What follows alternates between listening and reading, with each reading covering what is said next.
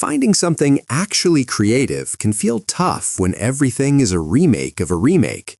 Usually there's a handful of games that try something genuinely weird or heavy, but they just get buried by the big hitters. Today, we're looking at a few titles that got overlooked when they first landed. Pandemic Studios really went out on a high note with this one, blending an open-world occupation of Paris with a distinct noir aesthetic. You're Sean Devlin, an Irish racing driver turned resistance fighter, and the world reflects the state of the rebellion. Areas under Nazi control are rendered in high contrast black and white, with only splashes of red from the enemy banners breaking through. As you complete missions and sabotage installations, color physically bleeds back into the neighborhood, representing the return of hope to the citizens. It's a visual trick that makes every blown-up fuel depot or toppled sniper tower feel like it actually matters. The gameplay is a strange but satisfying mix of climbing across Parisian rooftops and engaging in chaotic, explosive brawls. You can scale almost any building to find a vantage point, and the stealth system relies on disguises that actually feel tense because of the suspicion meter. There was always a bit of a laugh about the driving physics being a little floaty or the climbing animations feeling stiff compared to other big parkour titles, but the sheer style of the will-to-fight mechanic carried it. It captures that classic pulp action vibe where you're just one guy with a bag of dynamite against an entire army. Sega took a shot at the squad-based shooter genre and ended up creating something with way more personality than the cover art suggests. You're part of a Rust crew sent into a futuristic Tokyo to hunt down robots that think they're human. The standout mechanic is the procedural destruction. You can literally shoot the limbs off a mechanical soldier and it will still crawl toward you or adjust its tactics.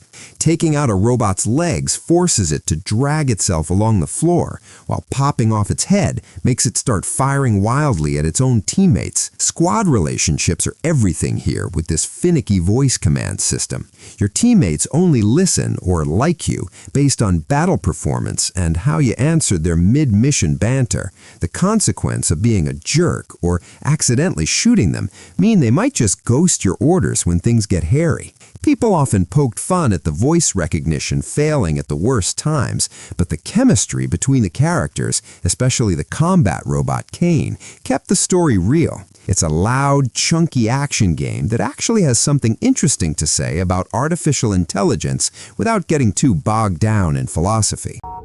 A leading arms traffic terrorist organization. Obsidian went big with this one, blending a globe-trotting spy thriller with deep RPG mechanics.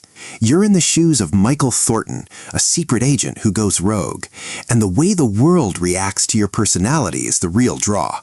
The dialogue stance system forces you to make snap decisions based on tone, suave, professional, or aggressive, and characters remember exactly how you treated them. This isn't just flavor text. Offending a contact might lock out vital intel or turn a potential ally into a deadly boss later on. Technical checks stood out, like the stealth animations and the combat feeling a bit stiff. The shooting mechanics were heavily tied to your stats, which meant you could miss a point-blank shot if you hadn't invested in the right skills.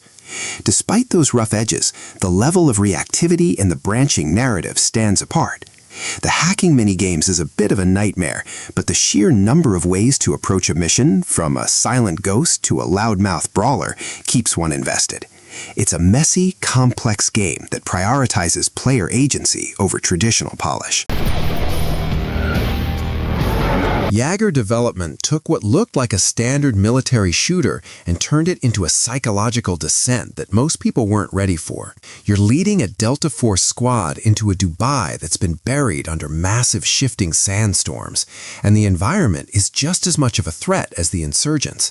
The sand isn't just a backdrop. You can shoot out glass barriers to bury enemies under tons of grit, which adds a tactical layer to the standard cover-based shooting. It's got that heavy, deliberate feel to the combat, where every bullet feels like it has a consequence, mirroring the deteriorating mental state of the characters. Narrative choices start to blur the line between heroism and something much darker. Loading screens stop giving you tips and start asking uncomfortable questions about why you're even playing. Shooting mechanics felt generic, but that almost felt intentional, luring folks into a sense of security before the story pulls the rug out. That one specific sequence involving white phosphorus still sparks talk for how it completely shifts your perspective on the mission. It's an uncompromising look at the cost of the soldier fantasy that doesn't offer any easy way out. Daddy, don't go! Interior Night took a gamble on a visual style that looks like a graphic novel come to life, and it paid off. You're stuck watching two families' lives collide during a botched motel robbery out in the Arizona desert, and every choice you make actually matters with this stutter-stop animation using painted stills instead of normal movement.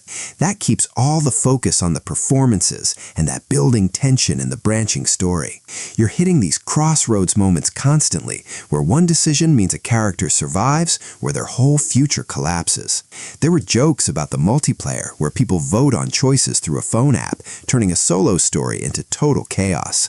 The lack of traditional movement felt jarring at first, but the pacing of the mystery usually overrides that initial hurdle. The way the story jumps across different timelines to flesh out the backstories of the Holt family and the Walkers keeps the stakes high. It's a gritty, grounded look at generational trauma and the long-term fallout of a feud's desperate hours. And so are you. Night School Studio took the classic teenage hangout trope and turned it into a supernatural radio frequency nightmare. It plays out like a 2D adventure, where the mechanics are stripped back to let the talking do the main work.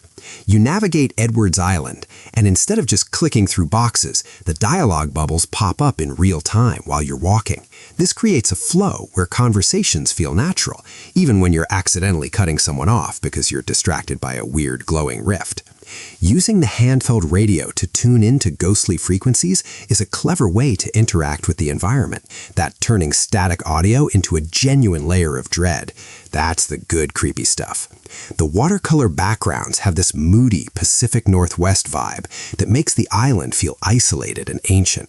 Walk speed dragged during backtracking, but the banter between Alex and her friends filled that space well.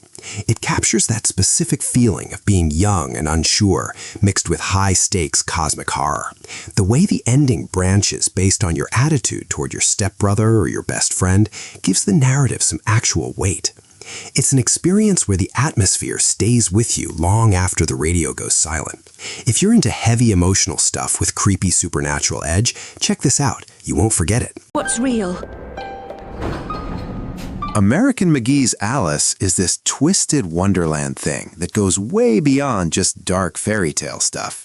It's hack and slash platforming, where combat's snappy enough, and the visuals are straight insane. Jumping through giant floating clockwork ruins, dodging creepy porcelain doll enemies that actually get under your skin a bit.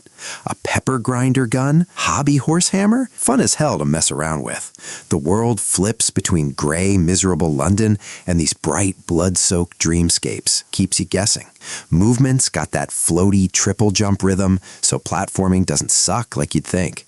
Yeah, invisible walls pissed some people off, mini-games feel kinda dated, but that art direction carries the whole damn thing. That gothic grit you just don't see anymore. The story dives into some heavy mental health stuff, and not subtle about it either. It's a weird, jagged trip through a broken mind. Even when repetition starts dragging in longer chapters, aesthetic alone makes it worth firing up. It kinda came and went back in the day.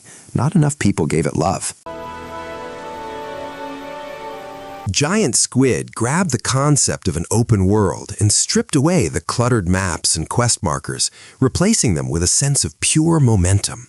You're an archer tasked with lifting a shroud of darkness from a massive mystical island, but the movement stands out. The core mechanic involves shooting floating talismans to maintain a dash. It creates this rhythmic, high-speed flow where you're constantly gliding and sprinting across the landscape. Your eagle companion isn't just for show either, as it helps you reach higher peaks and crack these environmental puzzles that are scattered throughout the ruins. The boss encounters shift the vibe entirely, turning the game into a high-stakes chase through a burning red storm. The lack of a traditional game over state worked well, as failing these encounters just knocks you back rather than forcing a reload. Puzzles could feel a bit repetitive after a while, but the sheer beauty of the world and the way the music swells during a long glide usually keeps that at bay. It's a meditative experience that prioritizes the feeling of discovery and movement over raw combat. What the? Ninja Theory pulled the classic Journey to the West story and dragged it into a post-apocalyptic future where nature has completely reclaimed the ruins of New York. You're playing as Monkey, a burly loner forced to protect a tech-savvy girl named Trip because of a slave headband that'll kill him if she dies. The interplay between them is the heart of the experience, with Monkey handling the kinetic staff combat, while Trip provides tactical support and upgrades. The world is a far cry from the usual gray and brown wastelands. It's filled with greenery and crumbling skyscrapers that look sharp. The platforming has this automated, rhythmic feel that makes scaling massive mechanical structures feel effortless. Combat feels simplistic, and the camera occasionally loses its mind during the more frantic brawls with the mechanical mechs. However, the facial animations and the performances, especially with Andy Serkis involved, give the characters a level of nuance that was rare for the time. A lingering frustration stuck around about how abrupt the ending felt, but the journey through those overgrown urban areas and the growing bond between Monkey and Trip carries weight. Into the free. Techland moved away from the gritty, serious tone of their earlier entries to deliver a stylized arcade shooter that plays like a playable dime novel. You're hearing the life story of Silas Greaves, an old bounty hunter spinning tall tales in a saloon, and the game leans into his unreliable narration in the best way possible. Levels rebuild themselves as he remembers details, like a path opening up because he just noticed a ladder, or enemies transforming into a different gang because another guy at the bar corrected his memory. The gunplay is snappy and prioritizes momentum, rewarding you with experience points for headshots or long-range picks that feed into a skill tree for pistols, rifles, or shotguns. There's a specific focus on the concentration meter that slows down time, letting you weave through bullets or tag multiple targets. One thing that always sparked a debate was the dueling system at the end of missions, where you have to balance hand speed and focus to pull off a clean, honorable shot. Dueling mechanics felt stiff compared to the fluid combat, but the thrill of facing off against historical outlaws like Billy the Kid or Jesse James keeps the energy high. It's always a bit of a bummer when these creative swings don't get the massive audience they're clearly aiming for.